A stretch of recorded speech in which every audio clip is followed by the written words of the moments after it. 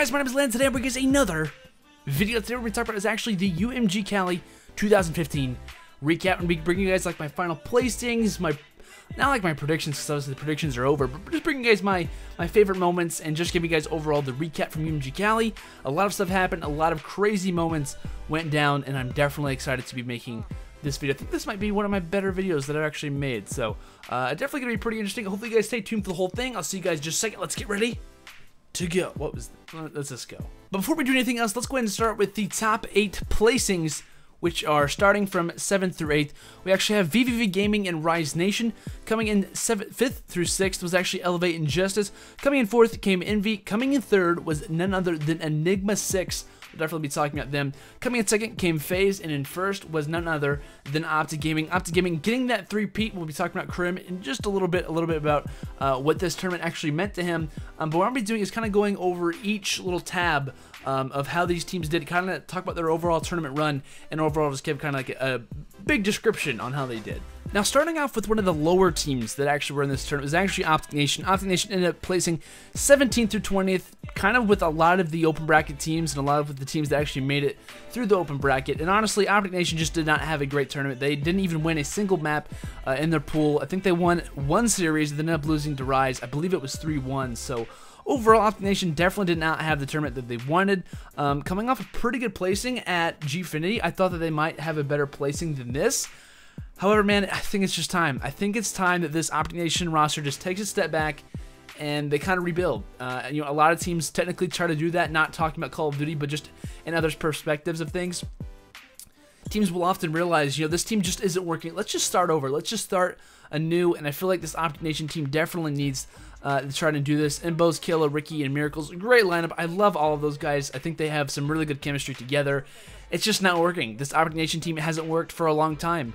And whenever you have a team that's won 3 events in a row to a team who is placing 17th to 20th to a team that's in the bottom of the Pro League twice, you know, the past 2 seasons they've been in the 9th through 12th region, and especially 12th last year too. So honestly, they need to do something. I think honestly, once roster mania comes up, this team will make some changes, and if not, I think they're definitely not going to be doing well, to say the least. I think we're going to see a lot of these placings continuing on, and I'm very interested to see how they're going to do if they make it to X Games. But this team definitely, to me, needs to make a change in some way. Speaking on AR, I projected them not to do well this tournament. I didn't really know how the format was going to work. AR's team just doesn't work for me. I'm not happy with this team. I don't think they're going to do necessarily any crazy moves. I don't see them getting past the top 8, to be honest with you. Overall, you know, we kind of spoke a little bit on some other teams, but Prophecy, to me, definitely the surprising factor for this tournament. Had them going very far. I had them, in fact, 2nd, at least from their last placing. It's completely night and day from Gfinity compared to this tournament. Now, they've completely done a 360. I don't know what's happened with them. To me, they're not a very consistent team. When Aches doesn't do well, the team doesn't play well. When Aches doesn't play well, it seems like that's how Apathy plays. It's kind of like a domino effect. If one player doesn't play well, none of them do. And it's kind of like one extreme to another. And to me, Prophecy needs something to happen. I want them to have better placings than this. I like the players on this team. It's just a very awkward roster. Apathy and Aches, it's like, you know, why are these two on a team together? Looking at some other teams, we actually have TK. TK ended up placing 9th through 12th. And Landon, are you surprised by this placing? None at all. I'm not surprised by this placing at all. Team Caliber, to me, definitely needs to make a roster change. I think they're in the midst of wanting to do that. Whether whoever it is, you could argue it's Nameless, it's Parasite, it's Goon, it's Sharp. Obviously, those are all the players on the roster. To me, this team just does not work for me. I don't like this squad of players together. And overall, I did not expect them to do much better than this. I think I had them like my top 8. But as far as that, I don't see them getting very much farther than this. You know, they might have a good tournament here or there, but if you're Team Caliber, if you're used to being in that top spot or in that top talk of players, you're not happy with this placing, and I'm pretty sure that's where TK is at this current point in time. Next, kind of going over in depth in our 7th through 8th spot, Rise Nation didn't really surprise me. I think Rise was kind of, you know, they're always going to be in that around 5th through 8th through 9th or 10th spot. You know, they're not necessarily the most consistent players, but, you know, they're a good group of guys. You know, Theory, Wheats, Neslo, and Chino, all very talented players in their own regard. I think they have a pretty good lineup, kind of where I think we're going to see them being a lot of the time. Speaking on VVV, now if you guys didn't know, this is actually Strictly Business's old roster. They actually changed the organization over from SB now to VVV. Like I said, VVV making their return. I'm interested to see how they're going to do in future tournaments. This is not a bad placing for them. I didn't think that they were even going to get this far, to be honest with you.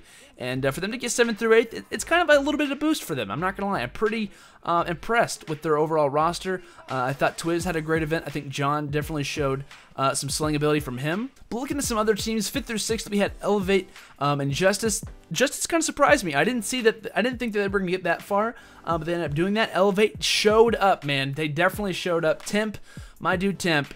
I think honestly, and I mentioned this in the sticks the other day, Temp, to me, as well as I believe Octane from Justice, so they're both in the 5th or 6th spot, they both played great this tournament. They were in the top 5 KDs. Temp led the overall KDs as well. And I think the term for online warrior, is kind of getting destroyed through Advanced Warfare. You know, does the term online warrior still exist?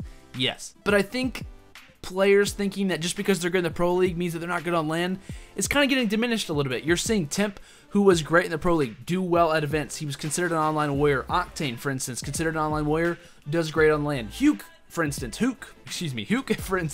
he led in, I think he was top 10 in KDs and was tied for first with Fastball on Vex for the top KD in S&D as well. So these teams and these players are showing that they're not anyone to mess with. They're not just an online team. And speaking of online teams, one team made it very, very far through the open bracket. If you guys didn't know, the open bracket teams didn't really make it very far, except for one, and that was E6. E6 was considered the online gods. They had beat, teams like Denial and 2Ks and 5Ks. This team can't do anything on LAN. What do? They come out and they get 3rd at UMG Cali. Now, this team has won, I believe, like 3 MES events in a row, which is kind of like, Michigan Esports. Not like the biggest LANs by any means. I think they're like 20Ks and 10Ks. But still, this team showed up. It's General, Cade, M. Ruiz, and Exib. These guys didn't have a positive KD. None of them did. I think they had like a 0.85 as a team average. And for, I believe, what was Opti Gaming and FaZe Clan, who had like a 1.112 or 1.12, excuse me. The third place team being that far away from the top 2 shows how good of chemistry this Enigma team has. They played phenomenal this event. I cannot speak enough volume for them. They really surprised a lot of people. This to me was the craziest moment of the tournament, was how far, or at least one of the most crazy moments, was when Enigma beat all these teams. They went through their entire bracket. They won countless games. Like I said, they came from the open bracket. No team from the open bracket made it through pool play or really made it far. Enigma 6 beat everyone in their pool. That was considered the pool of death, and they 4-0'd their entire pool. Enigma 6, definitely not a team to mess with. Hopefully they can try to stick together, and they end up placing 3rd, which is absolutely phenomenal for them. Speaking for our 2nd place team, this was FaZe Clan, Enable, Huke Slasher, and Zuma. They turned up, man. They absolutely turned up. They ended up facing off against Optic, who would eventually win this tournament. In the grand finals, FaZe ended up winning the first best of 5 in the 3-2 fashion. Ended up 3-2ing Optic Gaming, their first series loss of the entire tournament. Optic Gaming was thrown for a loop. What did Optic Gaming do? They ended up clutching up and winning the second series 3-0. But this just goes to show that Optic Gaming with Karma can be beat. Now, this is Optic Gaming's first LAN with Karma. I give it that, not taking anything away from them at all. But this FaZe Clan team is something not to mess with. I think Prof was kind of like this team at the last event, but I think FaZe was a little bit better. Keep in mind, Denial was not at this event. Denial did not play at all. However, I would be very interested to see if this FaZe team played against Denial, who would win, because I think it could be a toss-up. I really do. I think that FaZe could beat Denial. I think Denial could beat FaZe. I don't know who would win at a regular time. We have to see, and we'll also see in the MLG Pro League a couple of times. But do not count out this FaZe Clan team. They've been playing great. They've been playing pretty well in the MLG Pro League as well. And Huke went off. Huke had one of the best events I've ever seen someone have, especially being in the top 5 S&D KDs and also being in the top 10 overall KDs is a phenomenal thing. I believe Scump replicated that as well. So FaZe Clan, definitely not someone to mess with. Optic Gaming, obviously getting that 3-peat, going back to them for a little bit. But Optic Gaming looked very dominant throughout almost the entirety of the tournament, only losing one series, which was to FaZe Clan in the best of 5, the first best of 5 in the grand finals. They never lost the hard point. They were like 85% in overall of the maps that they faced. And honestly, they didn't lose a hard point. They went like 6-0 in hard points or something crazy like that. They played phenomenal the entire event, and honestly, their slang really just isn't matched right now. But like I said, FaZe Clan could be up there. Denial could be up there. These teams that can possibly beat Optic Gaming are still there. However, Optic Gaming, like I said, gets the three-peat. They get 3 event wins in a row, being ESWC, Gfinity, and now UMG Cali. Will they advance to X Games? I don't know. And one of the craziest things that happened at this event was obviously Crim6 getting 20 event wins. Obviously, Crim6 now the most decorated player and the most prestigious, I guess you could say, of any other player, winning 20 major LAN events, beating Aches, who is at currently 19. So very impressive from Crim. To me, he's considered one of the best players of all time. He definitely deserves this. And looking at this is actually a stat for me. Landon came up with a stat. He has played 30 overall events and won 20 out of the 30 of them, meaning that he has won 67% of the events he's walked into. 67% of the events, of the major events that he's been in, he's won them, and he's done it in dominating fashion. He's only been on 3 teams ever in his Call of Duty career, or at least this current one. That of being Complexity, EG, and now OG.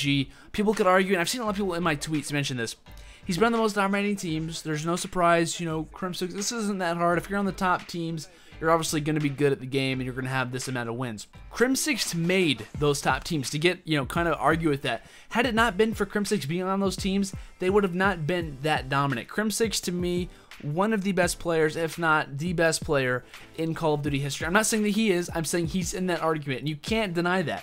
Dude has been very consistent throughout every Call of Duty he's played, and he's only been in the game for 3 titles. And to be in only this game for 3 titles and already lead the overall, event total wins is absolutely insane. So massive congratulations to Crim6. He definitely deserves all of those wins, and been one of the most consistent players that I've ever seen in Call of Duty for sure. But we'll see what happens. We'll see what happens in the coming event. X Games definitely going to be a very, very massive event. Can he reach 21? Can we see Aches tie it up at 20? Who knows? I'm not saying that that's going to happen. I'm not saying that anything will happen for sure, but we'll see what goes on.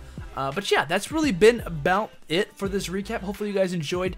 As far as the UMG Cali event as a whole, I was not impressed by any means with UMG's production on stream.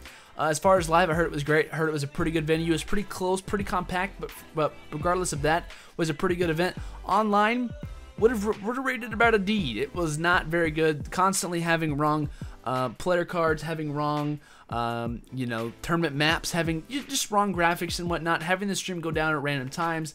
Sometimes the audio was out of sync. A lot of the things that kind of led to me rating this as a not very good production-wise. I think honestly we get kind of spoiled with how MLG does stuff. They have a great production team and whatnot. So to me, definitely this event could have been ran better. But overall, I think the grand finals kind of made that that kind of sadness rise in me a little bit. The grand finals was absolutely phenomenal. That was my favorite moment of the entire event. Rarely do I have times where I'm literally on the edge of my seat. I cannot wait to see what happens. And that's exactly what Cali provided. That second best of 5 really made me like, I have no idea what's going to happen. A lot of the time I'm kind of analyzing things. I'm thinking through what's going to happen. And through that second best of 5, I just laid back, relaxed. I was watching it with Goalie and a guy from COD Sportspedia, just having a great time watching Call of Duty. And it's great when those times happen. It's just great to like reflect back and realize that we're all a community, we're all watching the same game, and we're all enjoying it as a whole. So that's been this recap, guys. Hopefully you guys enjoyed it. If you guys did, make sure to leave it a like. Thank you guys so much for the support. We just hit 1K subscribers. I cannot say how long that has been anticipated and waiting for. I've been doing YouTube for 3 years and consistently over the past year, and it's been worth it ever since you guys have really came along, and I greatly appreciate it. I can never thank you guys enough. Cheers to hopefully, thousands more. Let's just hope so. But no, thank you so much for watching this video. I'll see you guys in the next one. Have a great day, and peace out.